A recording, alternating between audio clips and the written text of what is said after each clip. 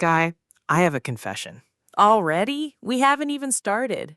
Last night, I told myself I was going to sleep at 10. Very serious, very disciplined, very high performer energy. And? At 12:53 a.m., I was watching a documentary about wooden cabin construction in rural Finland.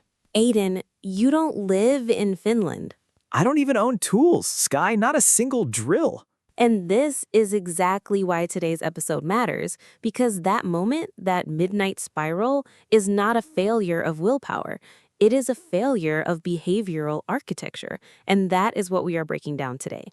3 chapters. Chapter 1, Why Knowledge is Useless Without Systems. Chapter 2, How Your Environment is Either Your Greatest Asset or Your Most Silent Enemy.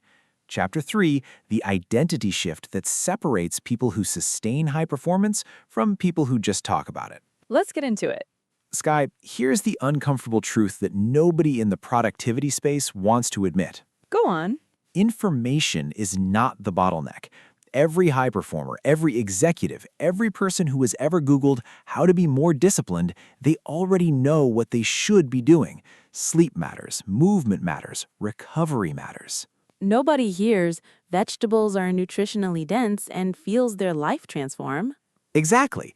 The gap is never between knowing and not knowing. The gap is between knowing and executing. And that gap has a name: cognitive residue. Explain that, Aiden.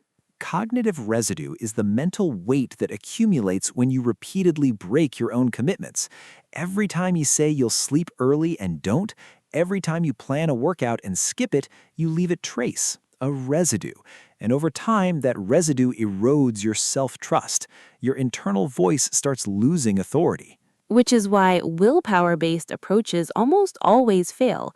You're trying to override the residue with more promises, but the residue is already louder.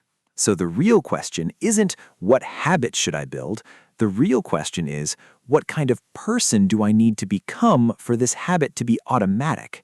That is the identity-first framework, and it changes everything. Instead of, I am trying to sleep earlier, you operate from, I am someone who protects his recovery. One is a task, the other is a character trait. And character traits don't need motivation. They just need consistency. Beautifully said.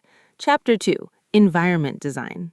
Skye, your environment is not neutral. It is never neutral. Your phone beside your pillow at night is not an active object. It is an active variable in a system that is working against your intentions.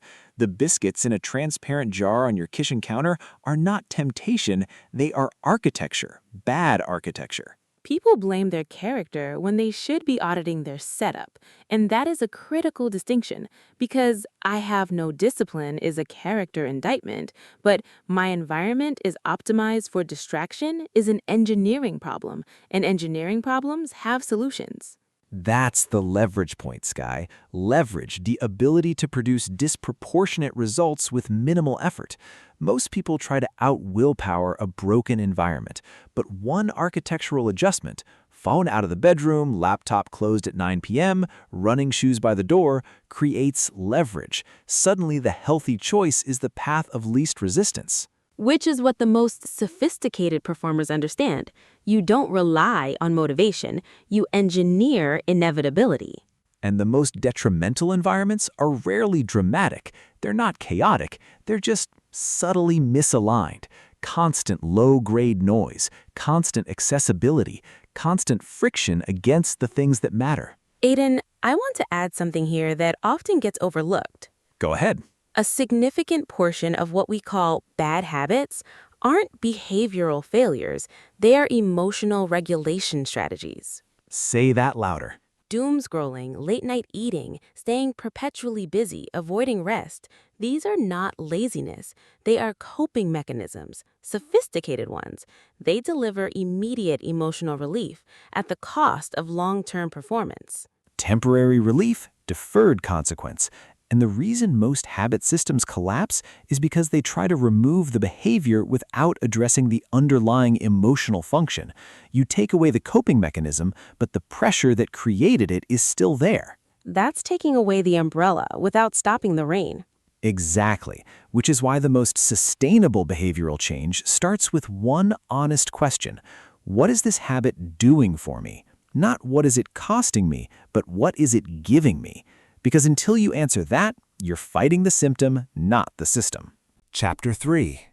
The Compound Effect of Identity-Driven Habits. Skye, modern life is not designed for high performance. It is actively designed against it. Sit more, scroll more, sleep less, respond instantly, be always available, never be still. These are not accidents.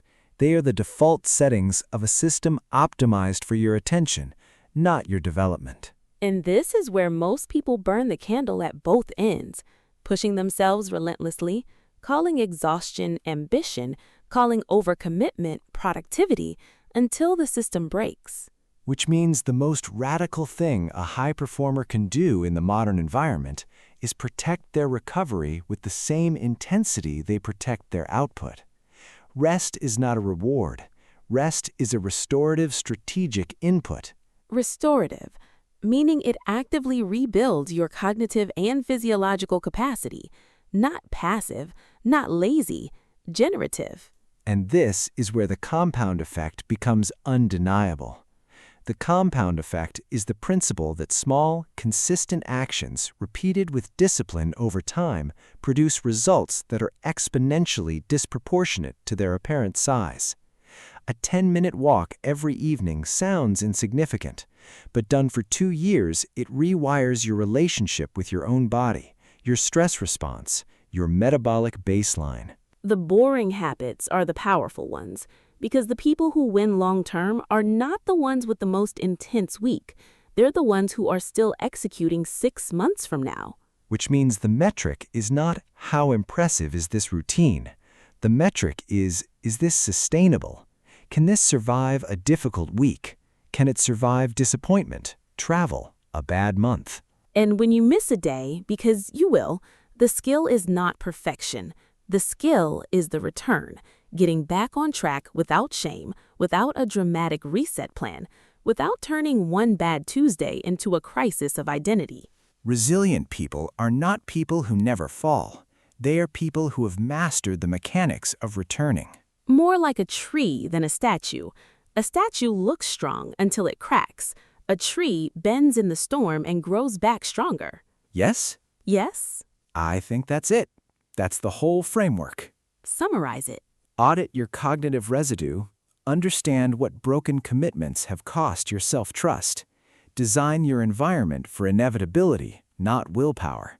And build habits that are sustainable enough to survive your worst weeks, not just optimized for your best ones. Health is not a punishment plan. It is a performance architecture.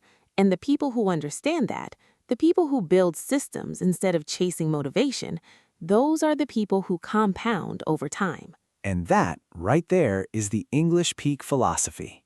We don't learn English to pass an exam. We build the language, the mindset, and the behavioral frameworks of people who operate at the highest level. If this conversation gave you one insight you can deploy this week, subscribe, because this is what every episode is built to do. Not inspire you for 20 minutes, equip you for the long game. Skye and Aiden, English Peak. We'll see you at the top.